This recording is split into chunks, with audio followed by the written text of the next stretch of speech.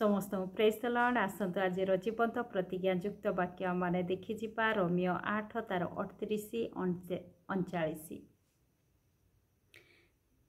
कारण मृत्यु की जीवन, दूत की कर्तापण, वर्तमान की भविष्य की पराक्रम, उच्चस्थ विषय की नीचस्थ विषय की अन्य कौन से सृष्ट वस्तु आम्भमानक प्रभु ख्रीष्ट जीशुंक द्वारा प्रकाशित ईश्वरंक प्रेमरु जे आम्भमान को विच्छिन्न करि पारिबो नाही यह मु निश्चय जाने।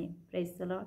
एठारे प्रेरित पाउल अति सुंदर भावरे से आमान को उत्साहित करती। से कहती मृत्यु के जीवन, दूत की कर्तापण, वर्तमान की भविष्य, उच्चस्थ विषय की नीचस्थ विषय की अन्य कौन से सृष्ट विषय परमेश्वर प्रेम ठारू आमान को केही मध्य विच्छिन्न करि न पारे।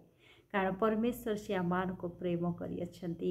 आज तांको संतान मान को केही मध्य तांको ठारू अलगा करि न पारे। कारण परमेश्वर आज आमान को प्रेम करिथिबा हेतु आज आमाने तांको संतान हेबार अधिकार पाइयछु। आमाने पूर्वरु तांको द्वारा निरूपित होइयछु बा तांको द्वारा माने आह्वान प्राप्त होइयछु।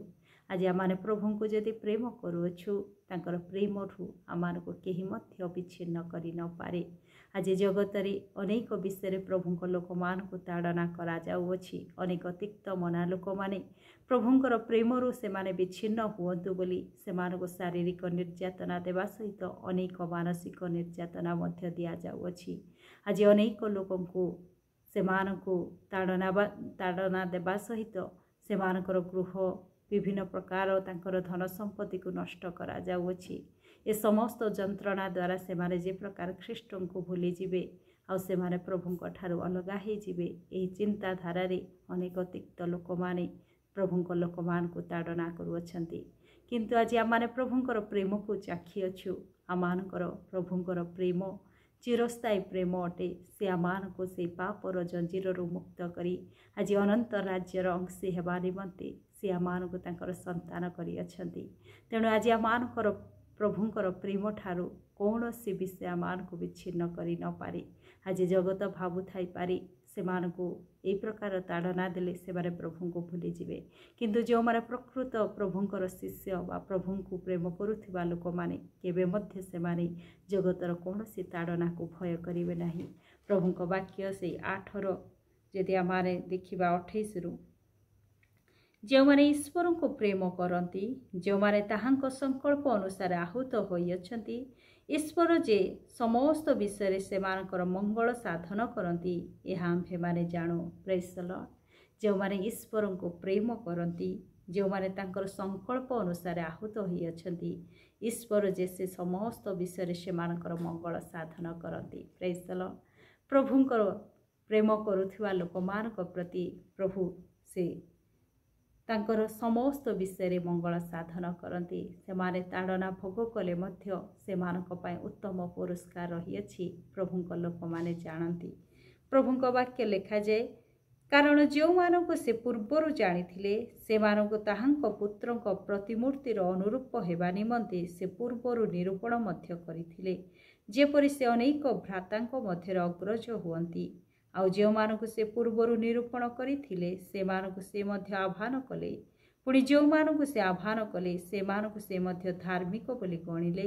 आउ जो मानक से धार्मिक बोली गणिले से मानक से मध्य गौरवान्वित कले। तेबे समस्त दृष्टि आमाने कौन कहिबा जदि ईश्वर आमानक सपक्ष तेबे आम्भमानक विपक्ष किए। Praise the Lord. प्रभु आज आमानक से मनोनीत करियछंती ताहांकर पुत्रंक प्रतिमूर्तिर अनुरूप हेबा निमंते से आमान को निरूपण करिछंती। पुणी आमान को आह्वान मध्य करियछंती। आज आमान को से आह्वान करी धार्मिक मध्य गणित करियछंती। जदि सदा प्रभु जदि आमानकर सपक्ष ताहाले विपक्ष किए हेबो। तो परमेश्वर आमानकर सपक्ष अछंती। जगतर कौनसी विषय आमानक प्रति विपक्ष हेले मध्य आमानकर कौनसी क्षति करि पारिबो नाही।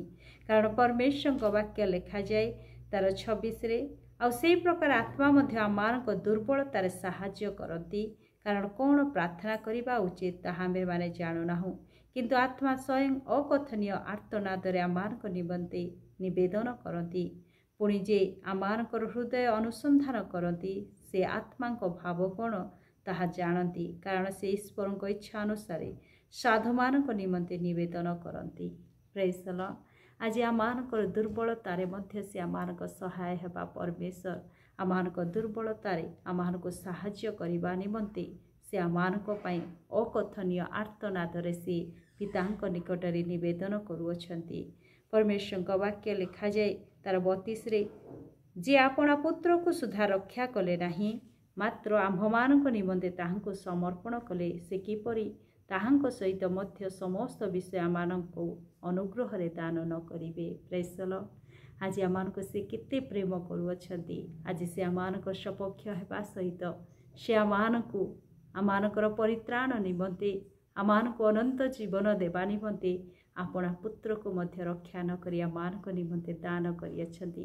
ତେଣୁ ଆମମାନଙ୍କର ଭବିଷ୍ୟତରେ ଆମମାନଙ୍କ ପାଇଁ ଯେଉଁ ଆଶୀର୍ବାଦ ରହିଅଛି ସେ ସମସ୍ତ ବିଷୟ ସେ ଦେବା ପାଇଁ ସକ୍ଷମ ଅଟନ୍ତି। ପରମେଶ୍ୱରଙ୍କ ବାକ୍ୟରେ ଲେଖାଯାଏ ତାର 33ରେ, ଈଶ୍ୱରଙ୍କ ମନୋନୀତ ଲୋକମାନଙ୍କ ବିରୁଦ୍ଧରେ କିଏ ଅଭିଯୋଗ କରିବ? ଈଶ୍ୱର ତ ସେମାନଙ୍କୁ ଧାର୍ମିକ ବୋଲି ଗଣନା କରନ୍ତି। ପ୍ରେଜ୍ ଦ ଲର୍ଡ। ପ୍ରଭୁଙ୍କ ଲୋକମାନଙ୍କ ବିରୁଦ୍ଧରେ କିଏ ଛିଡ଼ା ହୋଇପାରିବ? ପ୍ରଭୁ ତ ସ୍ୱୟଂ ସେମାନଙ୍କୁ ଧାର୍ମିକ ଗଣିତ କରିଅଛନ୍ତି। କିଏ ଦଣ୍ଡାଜ୍ଞା ଦେବ? ଖ୍ରୀଷ୍ଟ ଯୀଶୁ ତ ମୃତ୍ୟୁଭୋଗ କଲେ, ବରଂ ସେ ଉତ୍ଥାପିତ ହେଲେ, ସେ ଈଶ୍ୱରଙ୍କ ଦକ୍ଷିଣ ପାର୍ଶ୍ୱରେ ଅଛନ୍ତି। ସେ ମଧ୍ୟ ଆମ୍ଭମାନଙ୍କ ନିମନ୍ତେ ନିବେଦନ କରୁଅଛନ୍ତି। ଖ୍ରୀଷ୍ଟଙ୍କ ପ୍ରେମରୁ କିଏ ଆମମାନଙ୍କୁ ବିଚ୍ଛିନ୍ନ କରିବ? କି କ୍ଲେଶ, କି ସଙ୍କଟ, କି ତାଡ଼ନା, କି ଦୁର୍ଭିକ୍ଷ, କି ଉଚ୍ଚସ୍ଥ ବିଷୟ, କି ବିପଦ, କି ଖଡ଼ଗ? ପ୍ରେଜ୍ ଦ ଲର୍ଡ। ପ୍ରଭୁଙ୍କର ପ୍ରେମ ଆମମାନଙ୍କୁ ଏହି ପ୍ରକାର ସୁରକ୍ଷା ଦିଏ। ପ୍ରଭୁଙ୍କ ଦୃଷ୍ଟିରେ ଯେଉଁମାନେ ଅନୁଗ୍ରହ ପାଇଅଛନ୍ତି, ପ୍ରଭୁଙ୍କ ଦୃଷ୍ଟିରେ ଯେଉଁମାନେ ଆଜି ମନୋନୀତ ହୋଇଅଛନ୍ତି, ପ୍ରଭୁ ସେମାନଙ୍କୁ ଧାର୍ମିକ ଗଣିତ କରିଅଛନ୍ତି।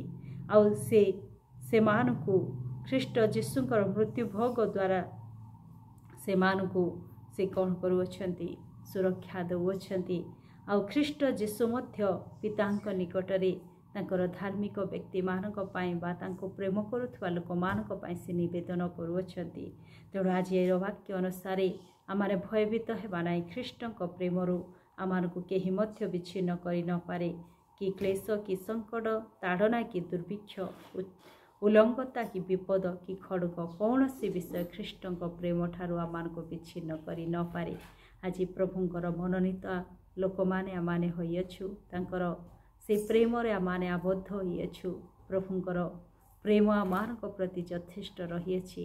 ତେଣୁ ଆମମାନେ ପରମେଶ୍ୱରଙ୍କ ଠାରେ ଅଧିକ ନିକଟବର୍ତ୍ତୀ ହେବା।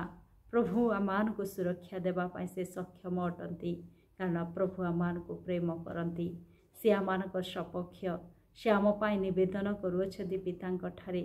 ସେ ଆମମାନଙ୍କ ଦୁର୍ବଳତାରେ ମଧ୍ୟ ସାହାଯ୍ୟ କରୁଅଛନ୍ତି।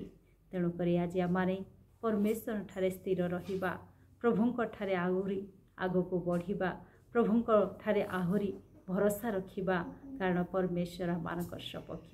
ପ୍ରଭୁ ଏ ବାକ୍ୟ ଦେଇ ମୋତେ ଆପଣଙ୍କୁ ଆଶୀର୍ବାଦ କରନ୍ତୁ। ଆମେନ୍।